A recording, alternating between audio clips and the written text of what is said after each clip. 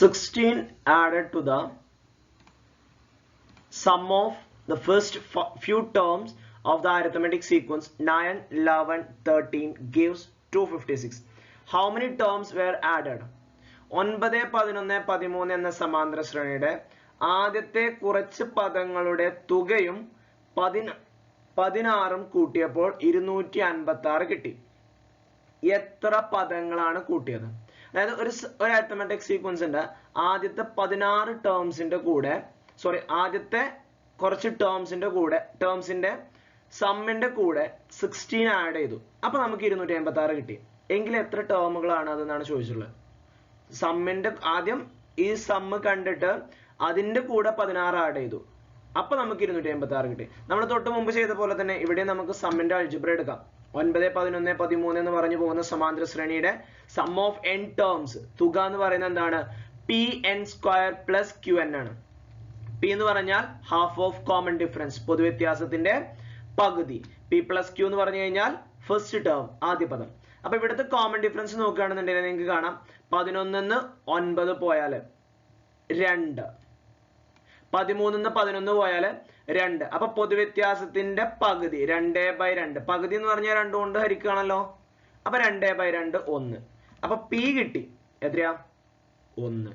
ഇനി p plus q എന്ന് പറഞ്ഞാൽ ഫസ്റ്റ് ടേം ആണ്. ഫസ്റ്റ് ടേം എത്രയാണ്? ആദ്യ പദം 9 ആണ്.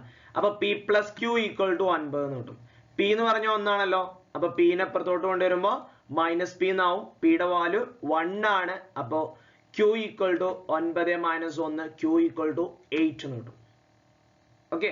അപ്പൊ ഇനി ഈ അൾജിബ്രയിൽ കൊടുക്കുമ്പോൾ നമുക്ക് എങ്ങനെ കിട്ടും? p യുടെ വാല്യൂ 1 ആണ്. അപ്പൊ n² ഇവിടെ എഴുതാം, n² പ്ലസ് 8n വരും അല്ലെ. p യുടെ വാല്യൂ 1 ആണ്. അപ്പൊ വെറും 1 എഴുതേണ്ട ആവശ്യമില്ല. അതുകൊണ്ട് അവിടെ n² എന്ന് എഴുതി. q യുടെ വാല്യൂ 8 ആണ്. q ഈക്വൽ ടു 8 ആണ്. അപ്പൊ 8n വരും. n² plus 8n. Okay.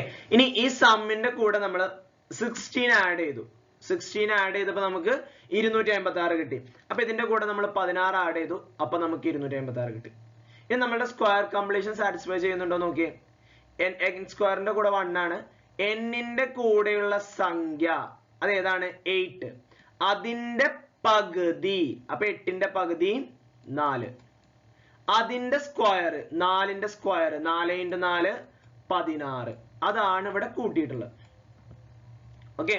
n ന്റെ കൂടെയുള്ള സംഖ്യ 8, അതിന്റെ പകുതി 4, അതിന്റെ സ്ക്വയർ ആണ് ഇവിടെ കൂട്ടിയിട്ടുള്ളത്.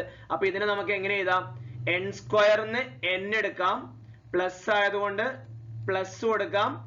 n ന്റെ കൂടെയുള്ള സംഖ്യയുടെ പകുതി, അപ്പൊ n + 4 the whole square എന്ന് വരും. കിട്ടിയോ?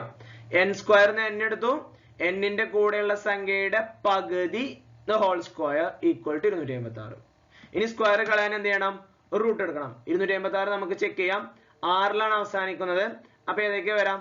ഒന്നെങ്കിൽ 4ൽ അവസാനിക്കും, 4 16, ഇല്ലെങ്കിൽ 6ൽ അവസാനിക്കും, 6 36. 10ന്റെ സ്ക്വയർ എന്ന് പറഞ്ഞാൽ 100 ആണ്. 100ന്റെ മേലേക്ക് പോയിട്ടുണ്ട്. 20ന്റെ സ്ക്വയർ 400 ആണ്. പക്ഷെ 20ന്റെ മേലേക്ക് പോയിട്ടില്ല. അപ്പൊ ഒന്നെങ്കിൽ 14 ആയിരിക്കാം, അല്ലെങ്കിൽ 16 ആയിരിക്കാം. കാരണം 10ന്റെ മേലേക്ക് പോണം, 20ന്റെ താഴത്തേക്കും വരണം. ഒന്നെങ്കിൽ 14 അല്ലെങ്കിൽ 16. ഇതിലേതെങ്കിലും ഒന്നായിരിക്കും വരിക. ദെൻ അപ്പോ ഒന്നെങ്കിൽ 14 അല്ലെങ്കിൽ 16. അത് നമ്മൾ ചെയ്ത് നോക്കുക. 14 × 14 ചെയ്ത് നോക്കുക, അല്ലെങ്കിൽ 16 × 16. അപ്പൊ n + 4 ഈക്വൽ ടു +or-16 എന്ന് കിട്ടും. ഓക്കെ. +or-16 കിട്ടും. 16 × 16 ചെയ്യുമ്പോൾ നമുക്ക് 256 കിട്ടും. അപ്പൊ +or-16. അപ്പൊ n + 4 ഈക്വൽ ടു 16, അല്ലെങ്കിൽ n + 4 ഈക്വൽ ടു -16. +4 അപ്പുറത്തോട്ട് കൊണ്ടുവരുമ്പോ 16 - 4 വരും, -16 - 4 വരും. അപ്പൊ n ഈക്വൽ ടു 12. 16 4 പോയാൽ 20, അല്ലെങ്കിൽ 16 - 4 20. അതിൽ ഈ n ഈക്വൽ ടു -20 നമ്മൾ ക്യാൻസൽ ചെയ്യും. എന്തുകൊണ്ടാ? നമ്പർ ഒരിക്കലും നെഗറ്റീവ് വരില്ല. ഈ -20 പദം എന്ന് പറയില്ല. അതുകൊണ്ട് എത്ര പദങ്ങളുടെ തുകയുടെ കൂടെ 16 കൂട്ടിയപ്പോഴാണ് 256 കിട്ടിയത്? 12 പദങ്ങളുടെ. 16 added to sum of 12 terms gives 256. 12 പദങ്ങളുടെ തുകയുടെ കൂടെ 16 കൂട്ടിയപ്പോൾ 256 കിട്ടി. ഓക്കെ.